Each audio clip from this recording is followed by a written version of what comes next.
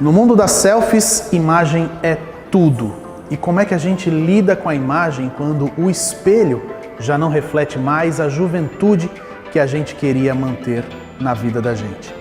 A busca pela eterna juventude é uma busca da humanidade e não é de hoje, ela sempre aconteceu. Mas hoje, quais são os procedimentos que estão na ponta de lança dessa eterna busca da humanidade? A gente veio aqui num consultório de um cirurgião plástico para saber um pouquinho mais sobre isso.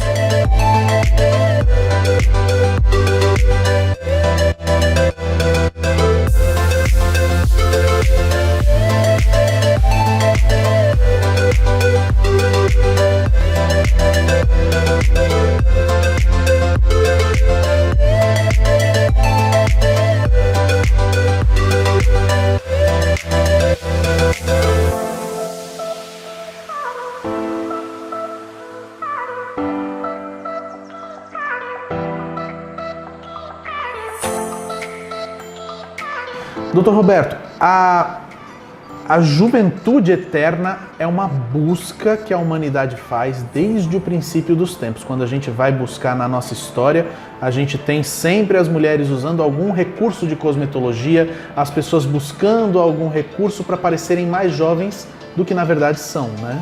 Isso. O tratamento estético, desde o início da cirurgia plástica, quando foi criada a cirurgia plástica, é uma das principais preocupações dos pacientes hoje em dia, a respeito dessa questão do rejuvenescimento, né?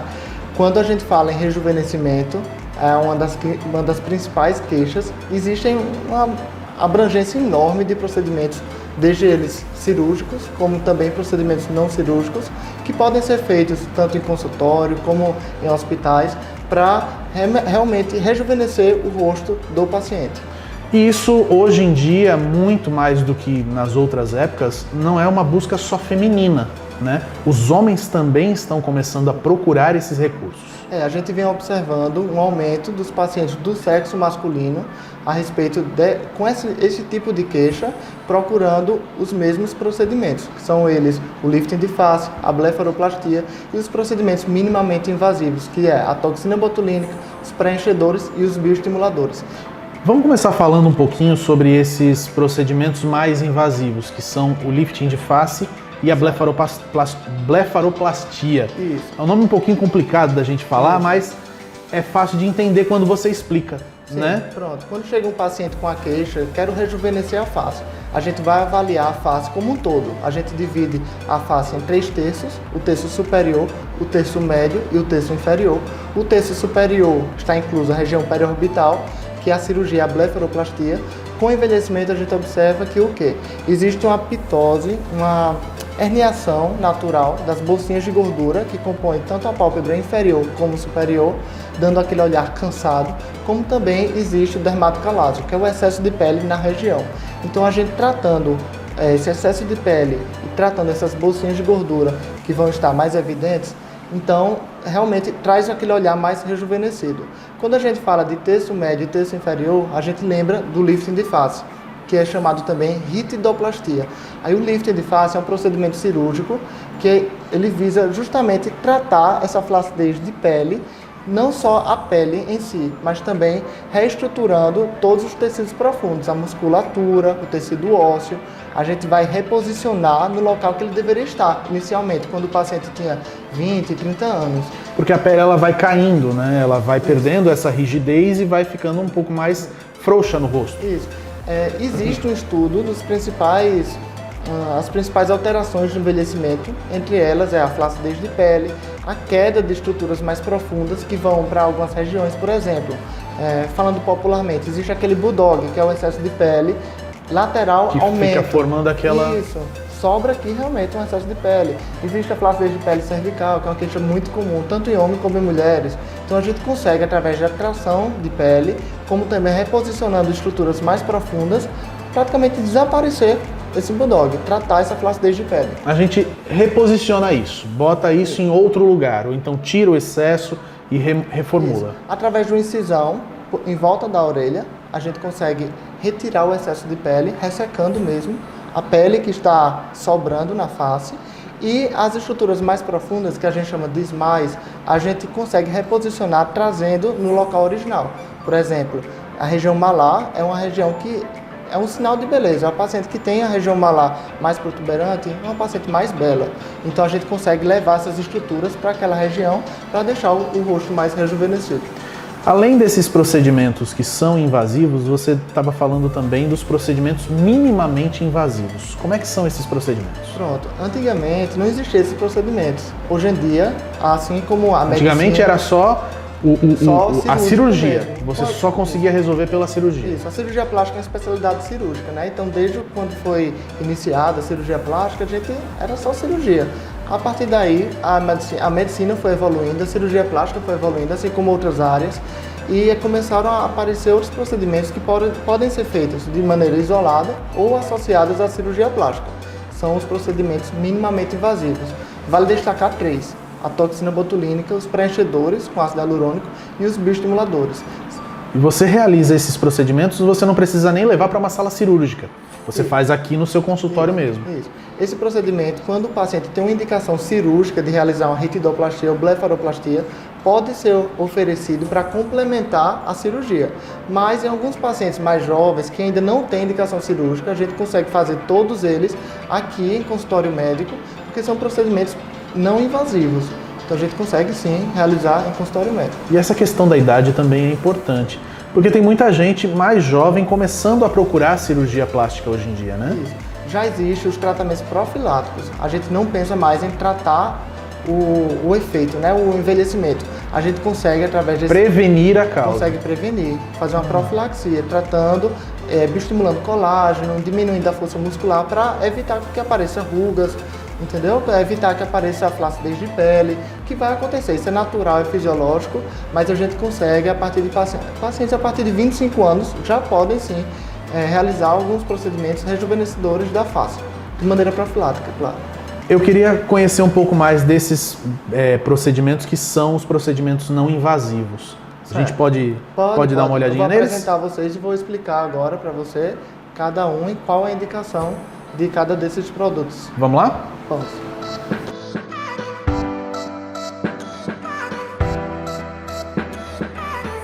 Roberto, vocês fazem esses procedimentos que não são invasivos, esses minimamente invasivos, nessa cadeira aqui? Sim, a gente tem uma área aqui no meu consultório que a gente faz todos os procedimentos minimamente invasivos. São aqueles 3 que eu mencionei. Então seria bom a gente chamar agora uma modelo para a gente explicar. Pronto. Em loco. Como é, mais ou menos o que é feito, né? Isabelle vem aqui, Isabelle que é a nossa repórter também da Dr. Play, estava aqui na gravação, aproveitando. Pode sentar, Isa, você vai servir de modelo hoje para esses procedimentos. Pronto. Doutor Roberto, primeiro eu queria perguntar para você o seguinte. Você estava falando que o rosto é dividido em 3 terços. Isso. Explica pra gente como é que funciona isso e como é que é feita uma avaliação para esse público. Quando a gente vai avaliar uma paciente que chega com a queixa de rejuvenescimento facial, doutor, eu quero ficar mais jovem. A gente vai sentar a paciente nessa área aqui que fica o meu consultório e eu vou dividir a face da paciente em 3 terços. O terço superior, a gente vai avaliar tanto a região frontal como a região periorbital, que é essa região aqui em volta dos olhos. Eu vou pedir para a nossa paciente modelo fazer uma cara de surpresa, certo? Quando ela faz uma cara de surpresa, o que é que a gente observa aqui? Formam rugas. Essas rugas a gente chama de rugas dinâmicas. São rugas que todo mundo meio que tem. Todo mundo tem. Quando a gente faz uma expressão, a gente faz uma contração muscular, as rugas aparecem no sentido oposto às fibras musculares. Essa ruga, em alguns pacientes, podem ficar marcadas, certo? Principalmente com a idade. Aí a gente já chama isso de ruga estática. A toxina botulínica, que é um dos produtos que eu ofereço aqui no meu consultório, ela serve justamente para paralisar o músculo. Então nessa região aqui tem um músculo frontal que quando ele fica paralisado, essas rugas não vão aparecer. Então a paciente pode fazer uma cara de espanto sem que apareça essas rugas, certo? Então vai ficar realmente uma região frontal mais jovem. Quando a gente fala em região periorbital, existem aquelas rugas, os pés de galinha, que são as rugas periorbitais. Faça um sorriso com os olhos, certo? Então, olhando de perfil, a gente consegue ver que aparecem essas ruguinhas. Claro que é uma paciente jovem, essas rugas, esses pés de Vão ser bem pequenos. Se fosse no meu rosto, seria bem diferente, porque Seria. afinal de contas, eu já tenho bastante. Sim, sim. O Botox também serve para melhorar essa região, porque ele vai paralisar o músculo orbicular dos olhos. Então, quando ela sorrir, fizer Essas ruguinhas já ruguinhas não já não vão aparecem. estar aparecendo. Quando a paciente chega também com uma certa idade, o que acontece? Ela começa a ter um excesso de pele na pálpebra superior e inferior, como também as bolsas de gordura que são naturais ficam mais evidentes, trazendo aquele olhar mais cansado, aquele olhar mais um olhar mais envelhecido. Então a gente propõe aquela cirurgia da blefaroplastia, que é a cirurgia cirúrgica das pálpebras, a cirurgia plástica, né? A cirurgia estética. Agora, doutor, sobre esses procedimentos que o senhor falou com a toxina botulínica, Certo. tanto na região frontal quanto ao lado dos olhos, esses pezinhos de galinha, quanto tempo dura esse procedimento? Eu coloco hoje e daqui a quanto tempo eu vou voltar a me preocupar com esse Certo. problema? Porque não é uma coisa definitiva. Isso. Todos os procedimentos que eu vou mostrar aqui nessa nossa conversa são procedimentos temporários. Hoje em dia, quase a gente não faz mais aqueles produtos que são Pro resto da vida. pro resto da vida. A gente faz isso porque realmente são, por exemplo, o ácido hialurônico, ele tem um tempo de duração de 1 ano. Isso eu vou falar um pouco mais na frente. Mas antigamente a gente utilizava, eu digo os médicos, o PMMA. Já é um produto que não se utiliza mais, certo? É praticamente proscrito. Tem as suas indicações, mas a gente não usa mais em consultório médico de cirurgia plástica. Então, o Botox, a toxina botulínica que você mencionou, ele tem um tempo médio de duração entre 4 a 6 meses. Então, quando eu vou oferecer esse tratamento ao paciente, a gente tem que lembrar o paciente que vai ser necessário fazer Daqui a pelo um menos, tempo vai ter que fazer Isso. novamente. Eu indico 2 a 3 sessões anuais, certo? Depende muito da idade, depende da contratura muscular do paciente e tudo mais. Então, Segundo terço. o segundo terço a gente chama de terço médio, certo? Que envolve tanto essa região malar como também o nariz. E o terço inferior eu vou falar em conjunto com o terço médio, porque o tratamento cirúrgico, o lifting de face, visa justamente tratar esses 2 terços, certo? O lifting de face, fica de perfil, por favor, Isabela. O lifting de face é feito uma cicatriz que vai aqui na frente da orelha, dá a volta no lóbulo da orelha e desce na linha de implantação dos cabelos. Então é uma cicatriz que fica praticamente escondida. Quando a gente faz o lifting de face, a ideia seria tratar tanto essa flacidez de pele, que vai estar localizada nessa região, como também nessa região que eu falei, que é a região Do bulldog, né? Certo? Então a gente fazendo uma tração de pele e reposicionando os tecidos mais profundos da face no local que deveria estar, por exemplo, a gente tracionando o SMILES aqui para a região malar, vai deixar um rosto bem mais rejuvenescido, um rosto bem mais jovem, e a paciente vai ficar bem... Esse procedimento é um procedimento definitivo? O lifting de face é um tratamento cirúrgico, não digo definitivo, porque o envelhecimento sempre vai estar acontecendo, né? Mas ele resolve aquele problema que estava acontecendo até então. Isso, ele resolve até então, porém o envelhecimento continua acontecendo. Em alguns casos, a depender da idade que a paciente procura o cirurgião plástico, pode ser necessário no futuro refazer a cirurgia.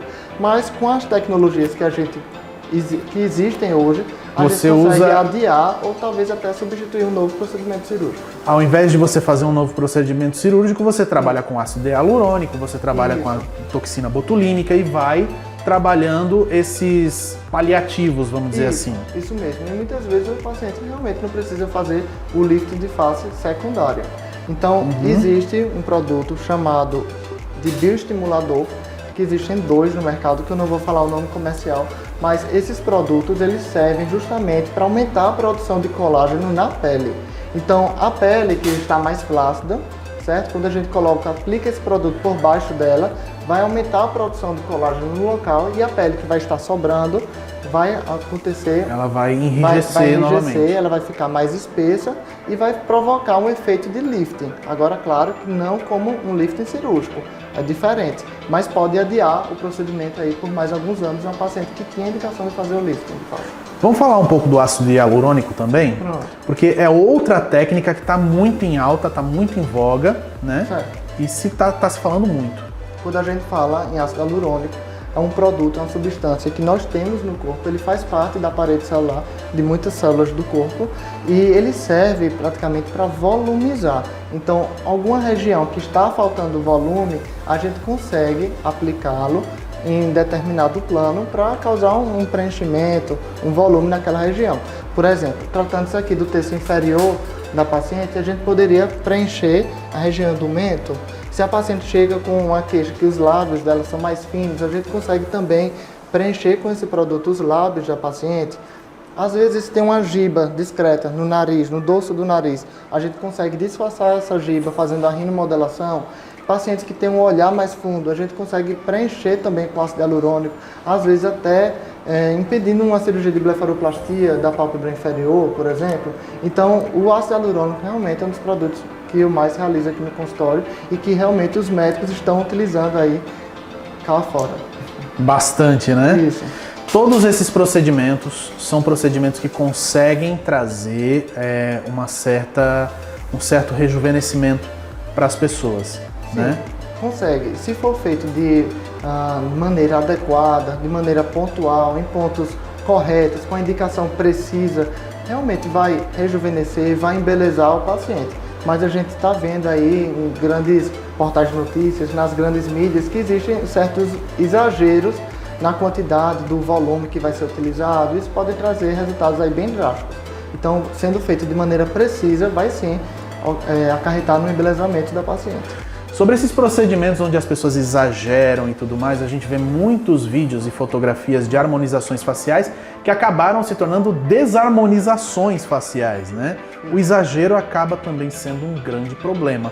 O cirurgião plástico, nessa hora, ele tenta ajudar a pessoa, olha, isso aqui tá muito, isso aqui você deveria rever. Vocês também têm esse papel? Isso. Quando foi criado esse termo harmonização facial, a pessoa que criou esse termo realmente tem uma boa intenção de harmonizar a face.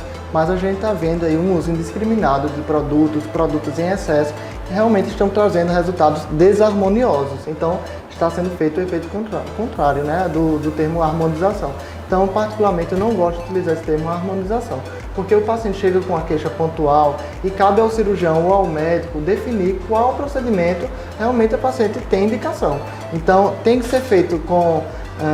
assim, eu gosto de resultados naturais para realmente não precisar ser desfeito. Quando eu falo desfeito, existe um produto chamado hialuronidase. É um produto que pode ser aplicado também em consultório médico.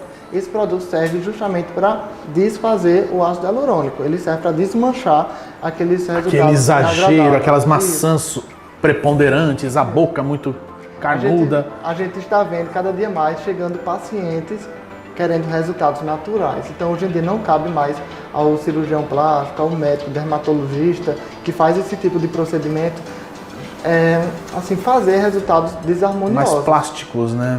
E menos naturais, como você está dizendo. Isso. Mais naturais possíveis. Muito bem. E essa naturalidade que acaba sendo a grande busca da juventude eterna, né? A gente quer realmente tentar lembrar para sempre como a gente era na juventude. Dr. Roberto, obrigado. Muito obrigado mesmo pelas informações, por trazer, por esclarecer tantas dúvidas para a gente sobre esses procedimentos que a cada dia mais a gente vê mais pessoas procurando e são sempre uma preocupação para a gente que devem ser feitos com a pessoa certa. Não adianta você procurar qualquer pessoa em qualquer lugar para fazer, porque não vai dar certo. Por isso que eu sempre digo, assim, procure sempre um cirurgião plástico, membro da Sociedade Brasileira de Cirurgia Plástica, porque para estar nesse local, o cirurgião precisou estudar muito, se dedicar muitos anos da sua trajetória para estar nesse clube seleto aí de médicos. Muito obrigado. Muito obrigado, doutor. É isso aí. Muito obrigado. Vamos procurar a nossa beleza natural. Até mais. Até mais.